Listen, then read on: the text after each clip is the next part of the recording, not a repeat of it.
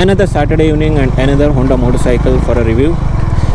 So today it's been a hectic week, so I thought let's do a relaxed ride, and for that what better than Honda, a cruising motorcycle. It's more of a street looking, but you can cruise on this motorcycle. So wow man, but it hardly lets me cruise on this peacefully. You have to open the throttle. That's where you can experience a Honda, true Honda engine. So welcome back to the channel, guys. Hope you guys are doing great. But this motorcycle is a more of a cruising motorcycle, city commute, and you can tour on this. Why not? The dash looks amazing, mixture of analog and digital. This motorcycle has about 350cc, and so this comes in two variants, Duplex and Duplex Pro. So the only difference between Duplex and Duplex Pro is Duplex Pro gets two important electronic updates: Honda selectable torque control and Honda smart voice control system. So you can control your the dash using your voice. But man, look at the refinement, man. There is lots and lots and lots of difference between riding a Royal Enfield 350 versus a Honda 350. You feel like, you don't want to stop the motorcycle when you're riding a Honda motorcycle. You don't feel like stopping riding this motorcycle. This has got that sort of refinement, and I think it's a great initiative by Honda by launching this, I think a couple of years back or maybe 1 year back. So 350 CB350 has two different variants. One is H'ness and the other one is RS.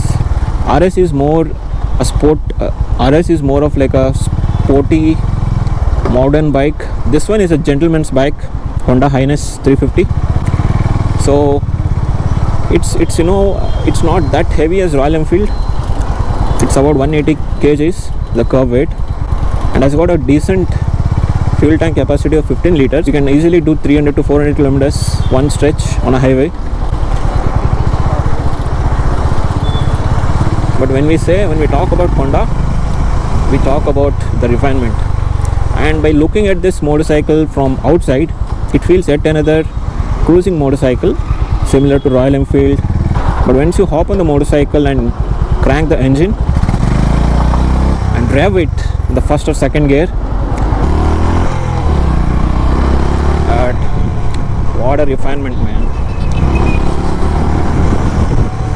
There is huge difference between riding a Royal Enfield and a Honda. Of course, Royal Enfield has its own advantage, but the refinement that you get on a 350 Honda CB engine is on another level, guys.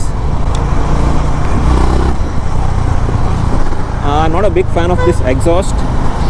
It has got a mixture of Royal Enfield Classic 350 exhaust. It sounds very similar to a Royal Enfield Classic 350, but when you are riding a motorcycle, it feels very similar to a Hunter 350. So instrument cluster, as I mentioned, it's cool. It has got good information thrown up front, but not that great as something like Hunter. Hunter one is more better, the instrument cluster, according to me.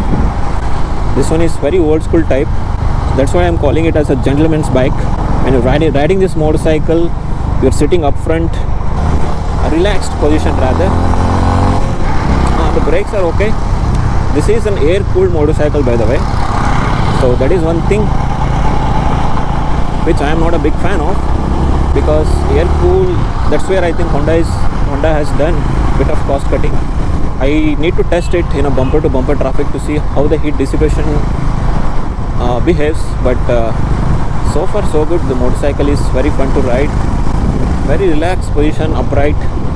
If you are looking for a city commute, an alternative to Royal Enfield, you are not a Royal Enfield fan, but you want to do a bit of city commute and also a touring with a relaxed positions, then I think you got a best alternative, Honda CB H'ness 350. Let's see how the performance is in first gear. Okay,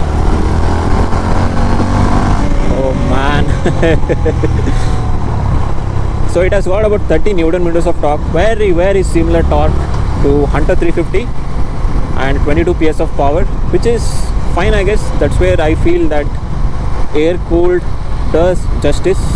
And talking about the electronics that Honda provides, of course we are talking about a Honda engine.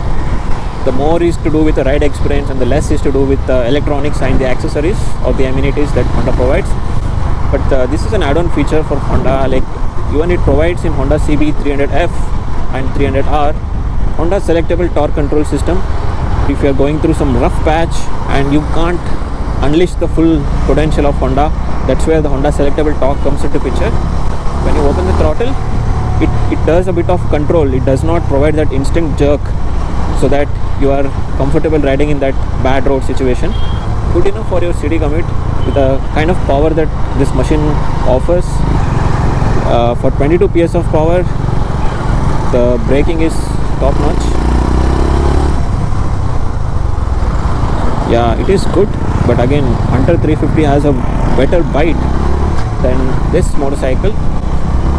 And obviously, when coming to the cost, on-road price of Honda CB300X, Honda CB350 H'ness is about 2.5 lakhs, just over 2.5 lakhs. The mirrors are suiting the bike.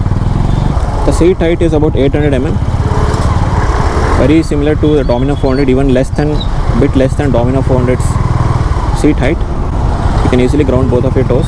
But when you're riding it, it feels you're riding it from a first floor, right?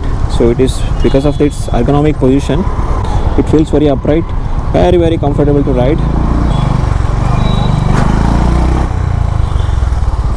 So it's very easy to zip through the traffic also, because it is lightweight as compared to Royal Enfield.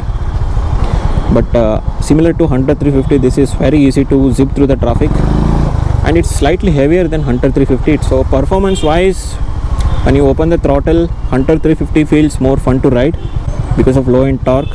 This rules in mid segment, but is slightly underpowered at the start, so initial pull is not that great as Hunter 350, but it's all about cruising on this.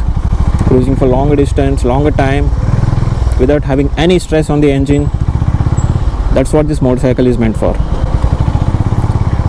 You can instantly feel the refinement when you go beyond 350, 3000, 4000 RPM. That's where you feel the pure refinement of a Honda engine, or rather Honda 350cc engine that comes